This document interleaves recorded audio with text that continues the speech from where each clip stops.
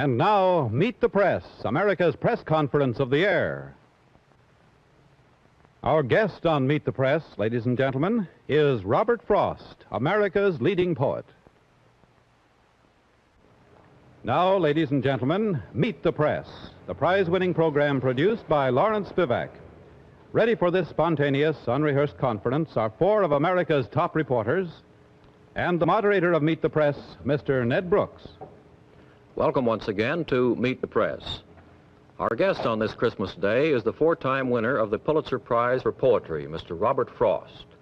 In the opinion of many critics, both here and abroad, he has probably written more poems that will endure than has any other writer of our generation. Robert Frost is now past 80 years old, but he is still young in hope and in dreams, free from despair and pessimism. Mr. Frost is a man of deep loyalties to his land, to people in general and people in particular. He has, for example, been with one publisher, Henry Holt, for the last 40 years. That is a historic record of loyalty and devotion. He is known as a New England poet, but actually he is the poet of all America, as was Walt Whitman. He is indeed the poet of all mankind, for he sings of love and pity and the deep wisdom of the mysterious loveliness around us. And now seated around the press table, ready to interview Mr. Frost, are A.T. Baker of Time magazine, Inez Robb of the Scripps Howard newspapers, Norman Cousins, editor of Saturday Review, and Lawrence Spivak, our regular member of the Meet the Press panel. Now, Mr. Frost, if you're ready, we'll start the questions with Mr. Spivak.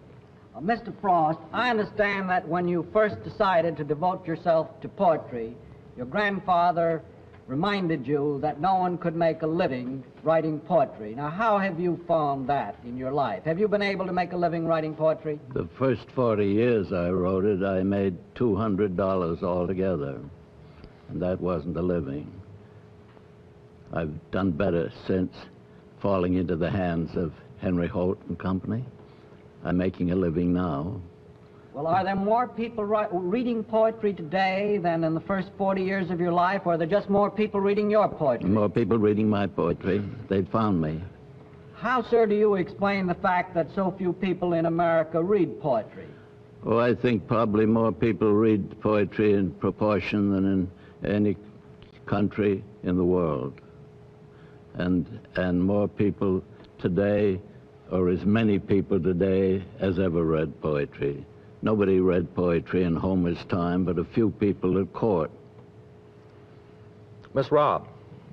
You do find a general audience for poetry then, Mr. Frost? Yes, very. For my poetry, I sometimes say that the best audience anybody ever had for poetry is what I call a town and gown audience of an evening. When I read to them, I have the big crowds, and I have the understanding, all that I ask. I mustn't be too important about it, but it's... Well, do you find that the status of the artist, then, is better today than it was in Homer's time? Yes, I think so, you know. They say of I like to quote the lines, 7 cities claimed the Homer dead, through which the living Homer begged his bread. He was a beggar. And I'm a rather fancy beggar myself. I would like to ask one more question along that line. Mr. Frost, would you advocate that a poet acquire a patron, as he did in the Middle Ages, or state aid, as we do in the 20th century? I have a ready answer for that. It's the colleges of the USA. There are about 1,500 of them, and they've taken the place of the nobility in the old world. And you prefer it? Oh, yes. You don't have to say things. You don't have to flatter them. Mr. Baker. Do you feel, Mr. Frost, that the colleges are perhaps neglecting the liberal arts and favoring science and... No, I think the young people go where they're drawn, and there was a time when I thought science was drawing them all off from poetry, in, you know, my jealousy, and then I've heard lately that they aren't getting any scientists. I don't know where the young people have all gone. I'm going to make an inquiry. I think they've gone to sociology. Mr. Cousins. Mr. Frost, I've seldom known a person who hasn't written a poem at some time or other in his life. Just coming up here today in a taxi cab, when the driver learned that we were coming into this theater, he said, "But the theater is closed." I told him that there was a program going on inside.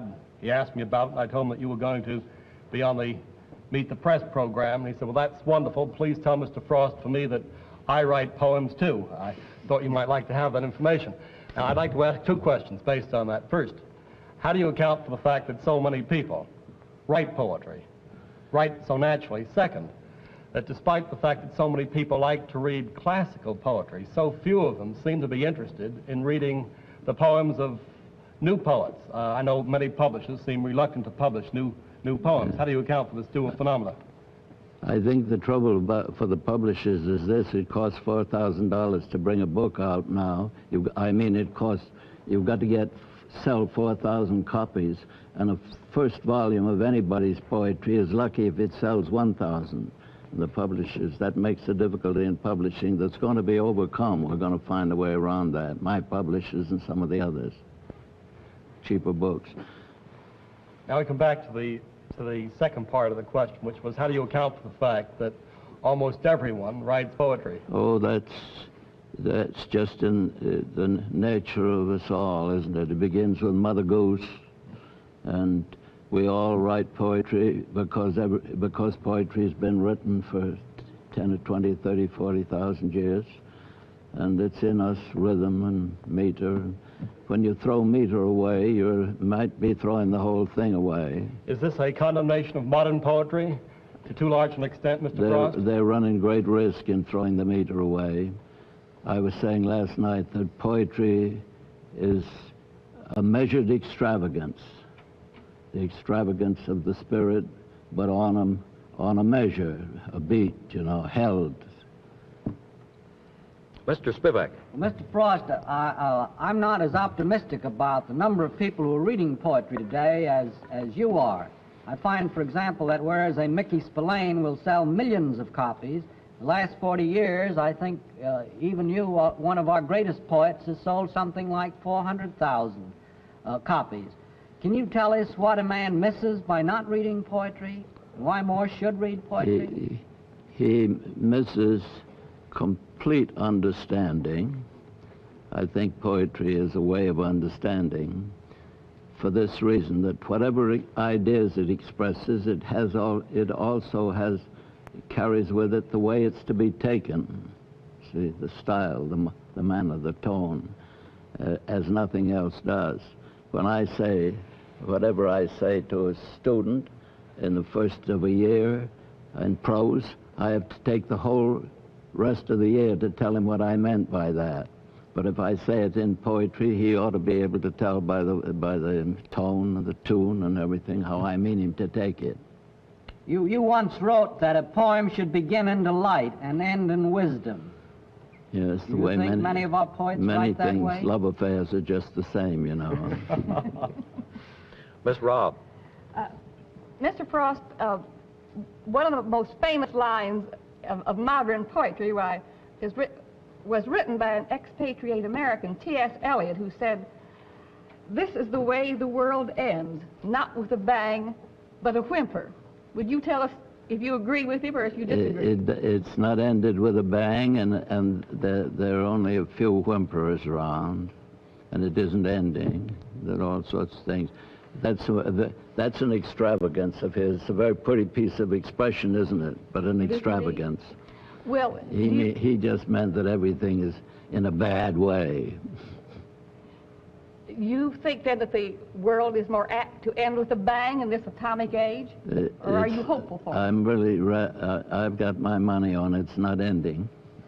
You sound like a betting man, Mr. Frost. Yes, I am. As a matter of fact, on page Mr. Cousins. 542 of your collected poems, you have a marvelous poem called The Courage to be New, which begins, "I hear the world reciting the mistakes of ancient men, the brutality and fighting they will never have again. Heartbroken and disabled in body and in mind, they renew talk of the fabled federation of mankind." Is this your hope, Mr. Frost? Oh, no, I just say they're like that, they're always talk. Whenever they're in trouble, they snuggle up to each other and talk federation. Mr. Baker. Another contemporary poet has called this the age of anxiety. Have you, how would you describe it? Anxiety? An age of anxiety? Yes, sir. We're notably a nation anxious to be good and to be decent. That's what marks us, I think. I found, when I was in South America last year, I found they looked on us as an over-anxious nation. And that's a nice thing to way to look at. We'd like to be decent. It gets us into a lot of trouble, but we'll get out of it. Mr. Spivak. Mr. Frost, if you had your life to live over again, are there any things that you wouldn't have done, and is there anything that you would have done? Well, I wouldn't have committed any crimes. Well, you haven't, have you? That would be telling. You know, somebody said to me, have you no minor vices? I said, nothing but major. Well, is there anything in your life that you would have changed, that you wish you had done? No, I wouldn't. I haven't enough brains to say that. You know, I don't know how to answer that. No, I'm pretty game. There's a poem that you'd like me to say, I think, in that connection. And I'll say something about it when I get through. Shall I? Yes, sir. Two roads diverged in a yellow wood, and sorry I could not travel both and be one traveler. Long I stood and looked down one as far as I could to where it bent in the undergrowth, then took the other as just as fair, and having perhaps the better claim because it was grassy and wanted wear, though for that the passing there had worn them really about the same, and both that morning equally lay in leaves no step had trodden black. Oh, I kept the first for another day, yet knowing our way leads on to way, I doubted if I should ever come back. I shall be telling this with a sigh somewhere ages and ages hence. Two roads diverged in a wood, and I took the one less traveled by, and that has made all the difference. But you'll notice in the poem that I said they were almost the same. And I ought to tell you that poem is more about a friend of mine than it is about me. He was the kind of person that would be sorry whichever road he took, that he didn't take the other. And he died at Vimy. He was an English poet named Edward Thomas, a great friend of mine. And when he recognized himself in that poem, when he saw it, he said, "What are you doing with me in verse?" While you're on that, Mr. Frost, is there any one of your poems that better expresses how you feel about America than any other poem? I suppose that'd be hard to narrow down. There's one that's historic, almost. If you want me to say it, it's a short one. It illustrates this point we made earlier, Mr. Baker, that the conflict of good and good made the Revolutionary War. The old English colonial idea, which was a good thing in its way, and then the new idea of ours that was the beginning of the end of colonialism. The British put off the day, you know, but it was coming when we started the revolution. And the poem has in its first line the explanation. The land was ours before we were the land's. She was our land more than 100 years before we were her people. She was ours in Massachusetts, in Virginia, but we were England's, still colonials, possessing what we still were unpossessed by what we now no more possessed. Something we were withholding made us weak until we found out that it was ourselves we were withholding from our land of living, and forthwith found salvation in surrender. Such as we were, we gave ourselves outright. The deed of gift was many deeds of war, to the land vaguely realizing westward, but still unstoried, artless, unenhanced, such as she was, such as she would become. And it all lies in that first line. The land was ours before we were the land's. We had to belong to the land that belonged to us. And that's my nearest to talking about America directly. Miss Robb. Mr. Frost, aren't we Americans still in the process of belonging to this wonderful land? Yes, we're getting more, yes. And everything is in process all the time, isn't it? Just some people are worried they can't rest in a process. That's what's the matter with a lot of people. You ought to be able to curl up and go to sleep in a process when you have to. Mr. Baker. You had your first success in England. Your first book was published there when you were unknown here. Did you ever feel tempted to stay on in England? No, I had no thought of that. I was over there to live in poverty for a while. You can live cheaper there than you can live here. They have in the peasant way of life in Europe a regular refuge for artists in their beginnings that we don't have here quite, you know. I lived in a house in England. I had all the accidental kindness, you know. Everything came my way over there, but it was more or less an accident. I went over there to live cheap, as I say, and I lived very cheap. I had a house for $50 a year. That was my rent. Mr. Frost. Mr. Frost, having gone through that period, I'm sure that now you must have a lot of young and ambitious poets come to you for advice, perhaps some of them with talent. What do you tell them about their chances to succeed or how to succeed? Well, I'm always rather cruel. I tell them that nothing we want like artists for America. I want them, same as everybody wants them, but you got to have a snout for punishment. More than anything else, probably. Yeah. They put it into my newspaper. The questions are often put in my head by reporters. What do you say to young people, young artists? I say, if you're looking around for something to be brave about, some modest thing to be brave about, short of being shot, you know, or plunging through the air at 600 miles an hour, why not try one of the arts? Mr. Frost, coming back to Mr. Cousins. an earlier question, Mr. Spivak's earlier question. I seem to recall somewhere that the late Charles A. Beard, the distinguished historian, Yes. once said that whenever a man reaches the age of 75, he has the obligation to sum up what he has learned out of life in about 4 short sentences, no more. Have you ever felt that this was a privilege? This occasion is one of those privileges, isn't it? I ought to be able to sum life up. But I think it'd have to be in poems. The way of one line of my poetry says, "The way of understanding is partly mirth." Mr. Spivak. You once wrote, or at least this was attributed to you, "I never dared be radical when young, for fear it would make me conservative when old." Well, now, when did you write that? How old were you when you wrote that, and is it still true? I was in California when a lady asked me about it. She said, "You've said all sorts of things this evening, Mr. Frost. Which are you, a conservative or a radical?" This was in Pasadena. And I said, I looked her right in the eyes, and I delivered that off the reel. "I never dared be radical when young, for fear it would make me conservative when old." And I left her hung up on that. You can't let us be hung up on no, it. Which are you, no, conservative or radical? Yeah, I've stayed pretty even about it from the days when I first heard of the haves and the have-nots in capital letters. A conservative liberal? I suppose, if you want to call me names. Middle of the road, maybe?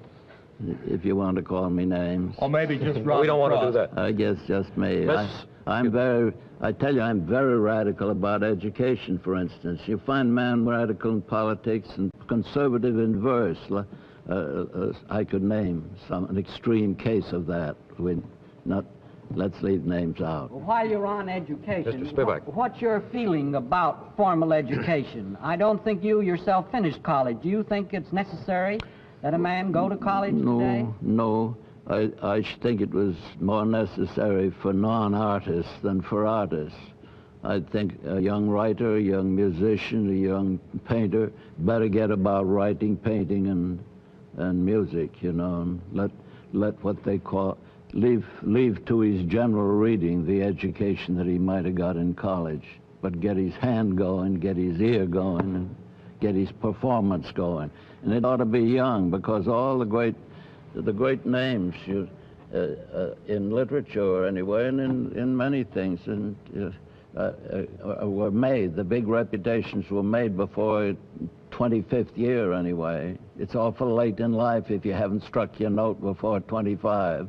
You better be getting at it 15, 16, 17, you never know. Do you think Mr. Cousins. a general familiarity with the cultural heritage of this country and other countries is a disadvantage?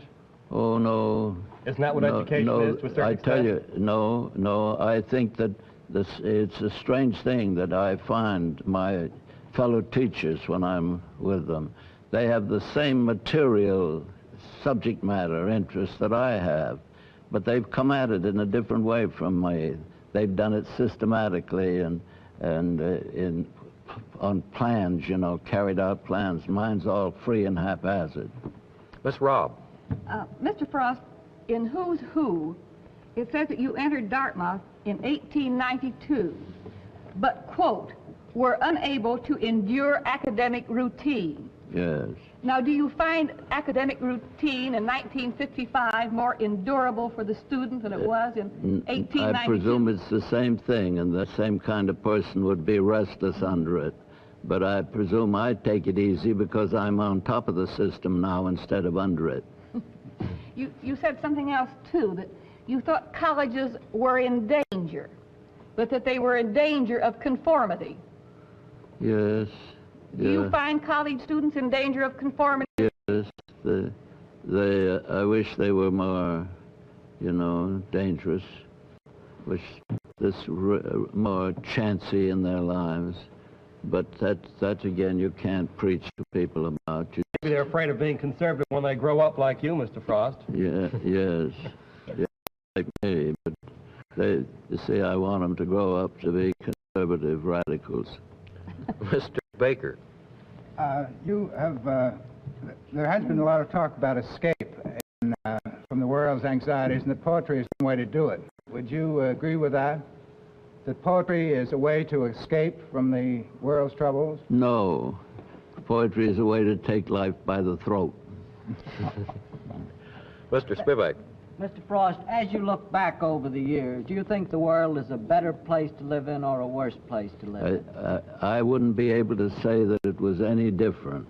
See, and I've written a whole poem about that, A Lesson for Today. And it's all about a comparison between the bad times now and the bad times in Charlemagne's reign. And I don't know. I'm not smart enough to know. Did you pick a verse? Can you pick a verse of the poem? No, I couldn't. It's quite a long argument between two people. Somebody who claimed that he lived in a worse time under Charlemagne, and someone who claims he lives in the worst time now. And all the poets down the years have talked as if the worst time in the worst time in history was their time. Wordsworth, everybody's talking like that. Milton, thou shouldst be living at this hour. England hath need of thee. She is a fen of stagnant waters, and so on. You think one time is pretty much the same as another and neither worse nor better? Always a predicament. Mr. Baker. Wasn't your point, sir, that the world will always remain a difficult place in which to save your soul? Yes, sir. That's what I'm proud of having said. That was pretty clever, wasn't it, for me? Mr. Cousins. In terms of this need to make a better world, do you agree with Plato that it would be a far better world if people like yourselves ran it? He talked about the need to have the philosophers and the poets in positions of authority. How would you like to be in a position of authority? I wouldn't like to be in a position where the responsibility was mine to make the world over. I think, Mr. Frost, we've just about gone as far as we can in solving the world problems. I'm sorry to have to interrupt, but I see that our time is up. Thank you very much, Mr. Robert Frost, for being with us. And now here is our announcer. And now a Merry Christmas to you from Mr. Robert Frost and Meet the Press. Next week, Meet the Press will be brought to you by Pan American, world's most experienced airlines. Our guest will be the Secretary of Commerce, Mr. Sinclair Weeks. Meet the Press is produced by Lawrence Spivak. This has been an NBC television production.